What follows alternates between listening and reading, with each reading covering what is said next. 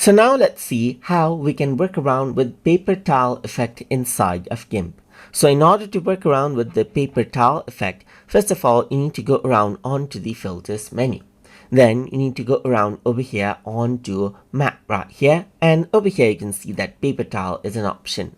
Once you go around onto paper towel, then you can see that it changes out into tile-like structures right here, where you can go around and change around the width of the tile, as you can see right here, and change around the height of the tile as well. As now you can see that it's like structures of papers together. You can change around and change around the rate right here, just like this as well, just like this.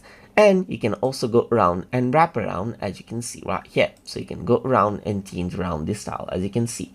You can go around over here, make sure that it is centering as well, or you can just go around and disable it right here, and you can see that it is not centered right here, just like that. But if I were to go for centering, then it covers up the major areas, as you can see right there.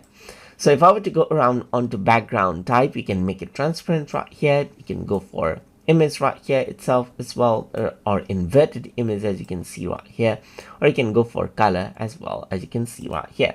So let's just go around over here and select out a color of my choice right here, just like this. So if I were to go around and then choose out, let's say this color, I have this out right here. So now I can also go around, change around the seed right here, just like this. And I can also go around and change around the blending mode right here. Like I can darken it out right here, or I can go around, make it normal and so forth, and change around the opacity as well.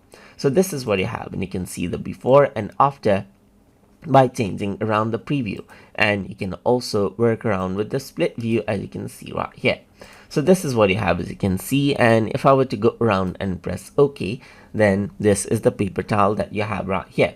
So that is how you can work around with paper towel effect inside of GIMP. So I hope you guys learned something as always. And as always, please like, comment, share, and subscribe.